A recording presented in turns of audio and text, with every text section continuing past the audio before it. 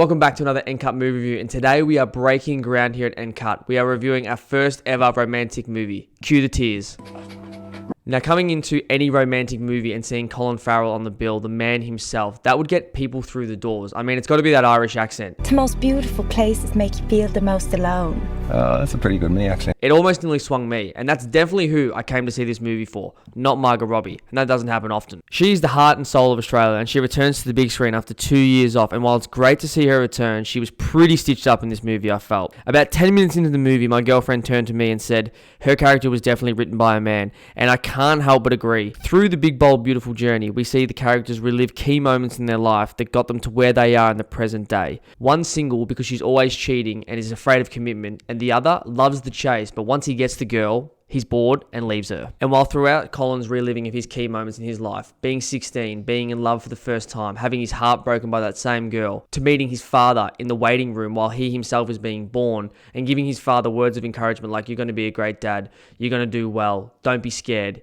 your son's going to be special, he's going to love you. These moments made you feel something, or these moments at least made you sit back and go, oh, I understand why his character is the way he is. But Margot's character had none of that, and the problems that she went through did not carry any of the same weight that Colin's did. It almost felt like her problems were AI written, or the film originally was meant to be just Colin, and then they got to the end of writing and thought, shit, we need a female lead as well, so let's just throw her in. She's a well-known actress, people will come and watch it, because her problems just didn't stack up compared to his. Look, they were bad problems to have, yes, but his carried weight and were also integral in being like, this is why you are the way you are, you know, this is why you have trouble with commitment, this is why you love the chase, but then once you get them, you're like, no thanks.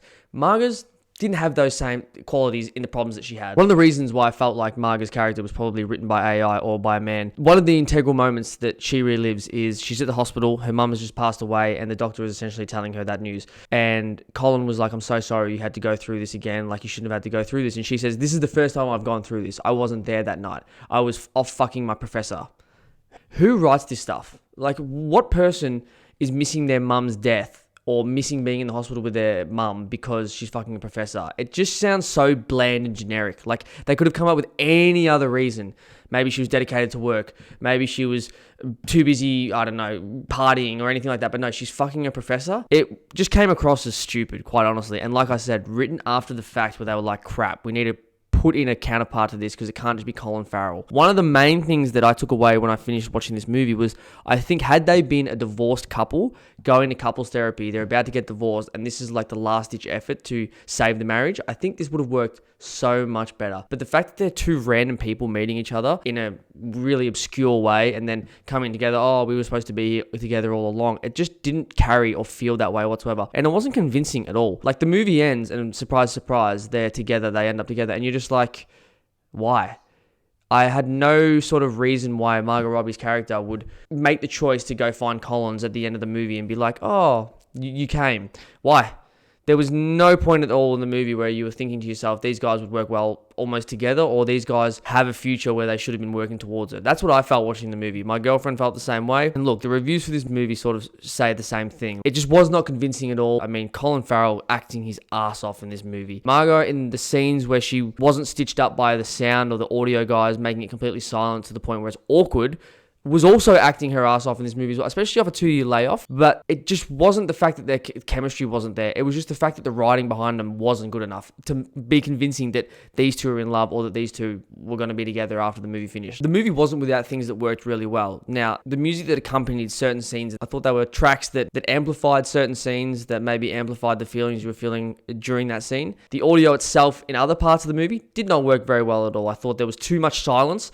I thought birds chirping in the background in poignant scenes, not good. I thought the overall chatter when they're in like a cafe or they're in like a room and there's chatter going on in the background while they're trying to have like a really important scene, just took you out of the scene completely. And also, it just made it feel so awkward. I know that's what they were going for, but it's still just didn't really work, I felt, in this movie at all. Certain scenes that worked really well. I mean, the scene between Colin Farrell talking to his dad in the past where he, on the day of him being born, it was such a good scene. It really made you think and feel like how good would it be in that same situation where you could go back to when you were born and have a conversation with your parents about how they were feeling or the worries they had or the fact that they're going to do a great job and you yourself obviously being in the future knowing that they're going to raise you the right way. I thought that was a really cool concept, and I thought they touched on that a little bit with Margot's character, but once again, the end of the conversation was, I'm so bad with men. Me too. Like, what the fuck? Colin gets this beautiful conversation with his father, telling him about how good of a father you're going to be. And Margot's talking to her mum about being bad with men. That's what you talk about with your mum who passed away. This is the one conversation. It's just, once again, written by a man, has to be. And a scene that I have to mention was at the very beginning of the movie that perfectly captures the feeling that I would assume that most people have gone through in life. The feeling of a missed opportunity where Margot's character asks Colin, come to dance. And he says, I don't dance. Then it cuts to him in his room that night, chastising himself, saying, I don't dance. What was I thinking? And staying up all night. And I feel like every person in their life, no matter who you are, has gone through a moment or a situation where you were given an opportunity and you freaked and you said something that you wouldn't usually say or that wasn't true, and then you just stew on it and regret it so much. I thought that captured that feeling perfectly. And that's why this movie had certain parts of it that worked really well. The concept that could have been really good. Like I said, with a divorced couple, I think it would have worked so much better than two randoms meeting each other when you don't really feel any connection to them whatsoever. Overall, with this movie, wait for it to come out on streaming. I don't think it's worth going to see in the movie. Save your money. It's good to see Margot Robbie back on the big screen. Hopefully, this is the beginning of her next windfall of great movies. I don't even know if that makes sense. What does windfall mean?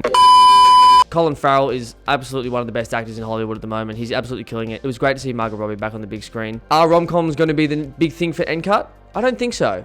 But it was good to dabble in them for once in a while and diversify this channel a bit. Don't forget to hype this video. Leave a like and subscribe if you liked what you heard. This has been another NCUT movie review. Peace. I'm out. Good?